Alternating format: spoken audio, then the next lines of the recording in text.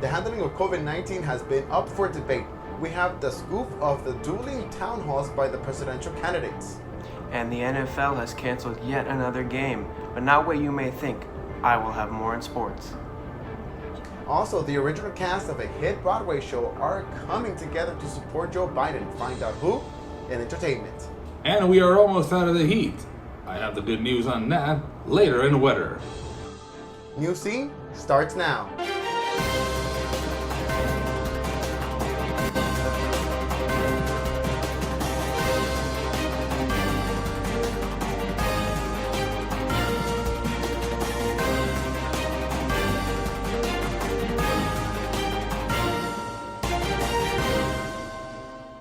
Hi, I'm Jesus Lopez, and welcome to this edition of Newscene. We continue to work remotely to bring you the latest news of the week.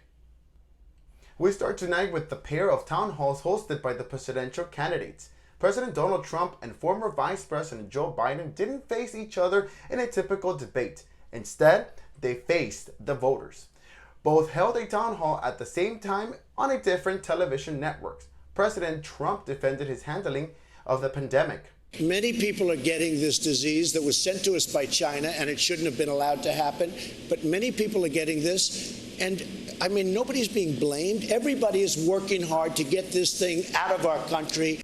Biden talked about how he would have handled and will handle the pandemic if elected. From March on, I stopped doing big meetings. I started wearing masks. So it was at a time when the science was saying, and his key people, Dr. Fauci, were saying, you should be taking these precautions. So what we should be doing now, there should be a national standard. And the confirmation of Amy Coney Barrett continued this week. She faced the Senate Judiciary Committee for nearly 20 hours. The hearing revealed little on major legal issues like health care, abortion rights, and voting rights. She also declined to answer how she would rule on potential cases. I certainly hope that all members of the committee have more confidence in my integrity than to think that I would allow myself to be used as a pawn to decide this election for the American people. The committee will next vote on Barrett's nomination Thursday. And the California Republican Party is not planning to put its controversial ballot boxes. The boxes were placed in 4 counties without approval of the Secretary of State. The party announced it will not comply with an order to remove collection boxes the state says are illegal. Ballot harvesting is illegal. We wanted to be open about it, and so we let people know on Facebook and social media that they can drop their ballot at a secure ballot box, and we'll take it down for them.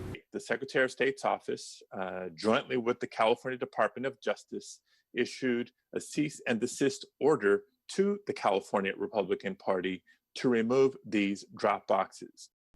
Attorneys for the state GOP says that the ballot boxes are secure and meet established requirements. And the 2020 U.S. Census is officially over. The Supreme Court sided with the Trump administration in granting a request to end the count as of yesterday.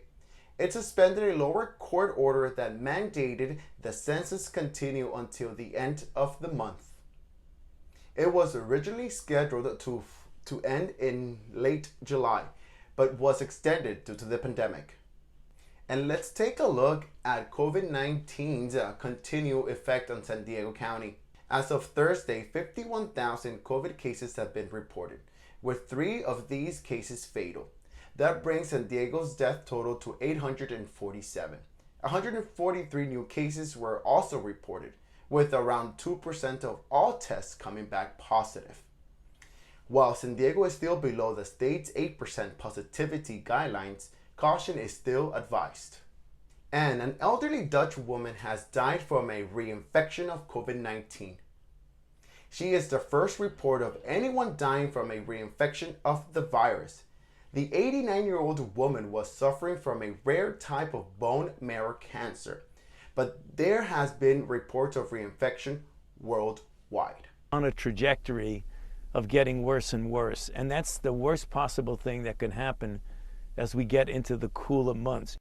A 29-year-old man from Nevada is the first to be reinfected in the U.S., Both cases are raising serious questions for experts concerned with the length of and time that antibodies grant immunity. And coronavirus is not easing its grip on the United States. More than 30 states have seen a rise in new COVID-19 cases in the past week. That comes as a trial for an antibody treatment from Eli Lilly is halted because of safety issues. Earlier this week, Johnson & Johnson said it's pausing a clinical trial of a vaccine due to its similar concerns. And another local university is struggling with a surge in COVID-19 cases. Students living in the residence hall at Point Loma Nazarene University have been ordered to shelter in place.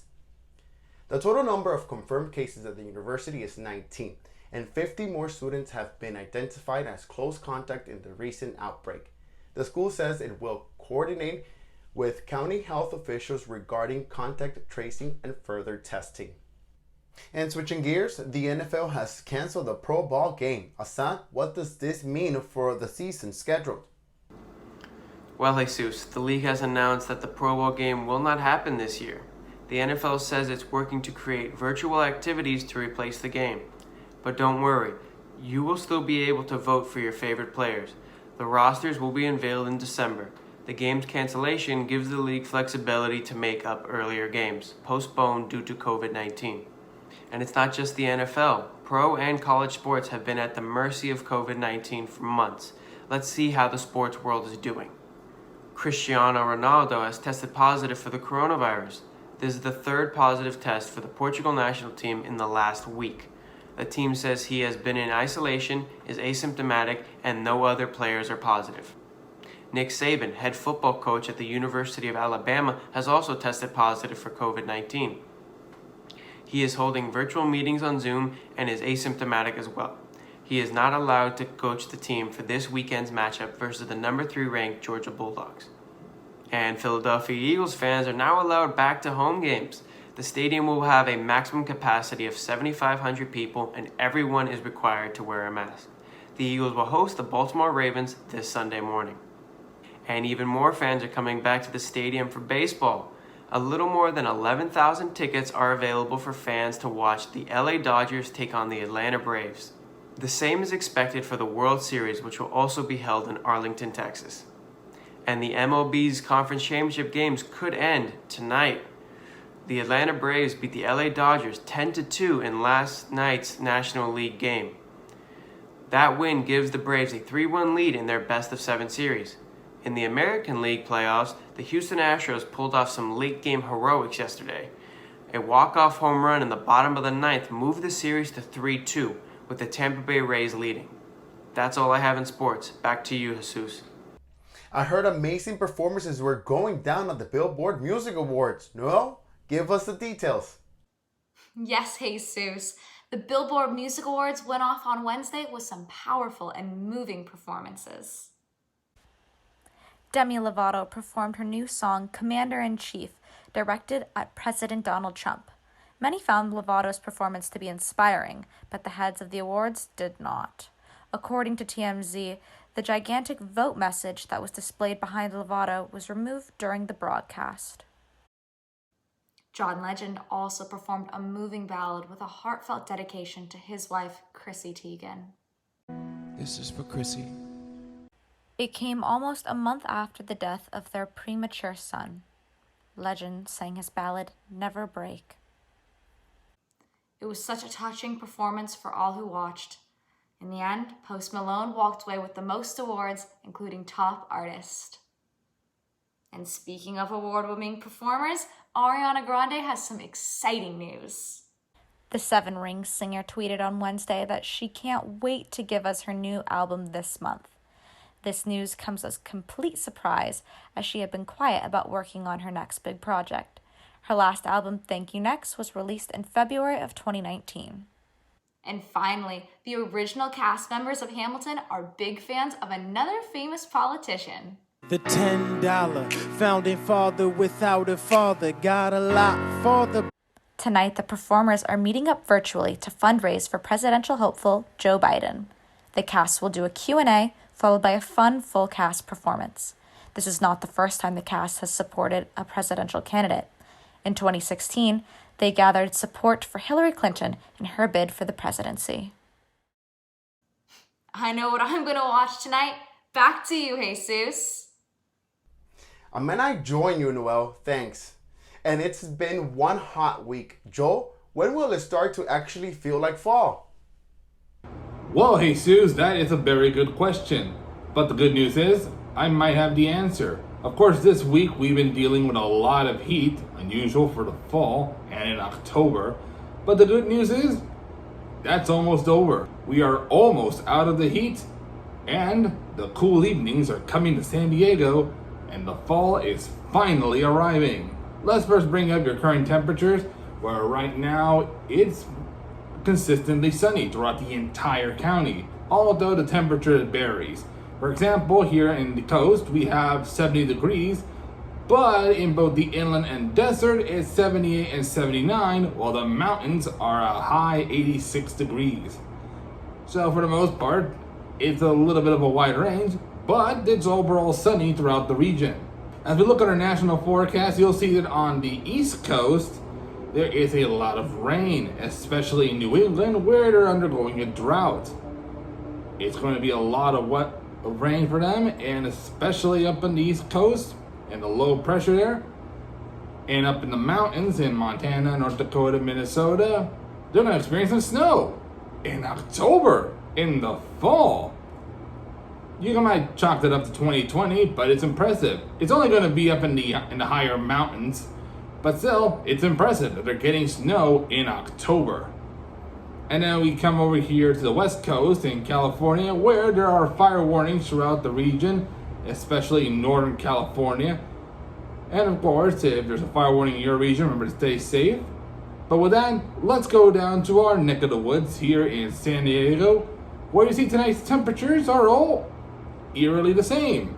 In fact, only two places don't have 60 degrees or higher. In Campo, for example, they have the lowest of all with 52 degrees, while Mount Laguna has 59. Everywhere else is between 60 to 65. The highest, of course, 65 in Encinitas. Here in San Diego is 64 degrees. And for the most part, it's all 60s. So that's a really interesting thing to notice. It's all 60s tonight for the temperatures. Looking at our 5-day forecast, you'll see the good news that I was bringing up, that we are almost to the actual start of the fall, temperature-wise. Now, of course, the evenings are all 60s as I brought up, so you see a decline from 64 to 62 from Saturday to Wednesday. But the good news is that the weather will be getting cooler in the daytime. You see that tomorrow we have 81 degrees, but by the time we get to Wednesday, it'll be down to 78. And sure, that might not seem like a lot, but then again, we've been dealing with a lot of hot temperatures in the past few days, and I believe that's some good news to bring up, that the fall has finally arrived, and hopefully we can start wearing jackets again. That is all for weather. Back to you, Jesus. Thanks, Joel. Whew, I'm looking forward. And finally tonight, the Northern California Super Bowl of Pumpkins has a new king. A Minnesota man won the 47th annual World Championship Pumpkin Way Off. He made a 35-hour drive from Minnesota to Half Moon Bay with his prized pumpkin. The winning ground weighed in at, imagine this, 2,350 pounds.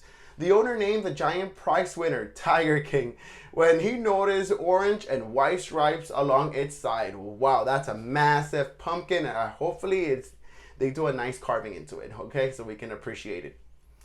That's all we have tonight. Newscene brings you a new show every Friday, and the City Times has got you covered the rest of the week. Find it all on sdcitytimes.com. And remember to follow us, SD City Newscene, on Twitter, YouTube, and Instagram. Good night and stay safe.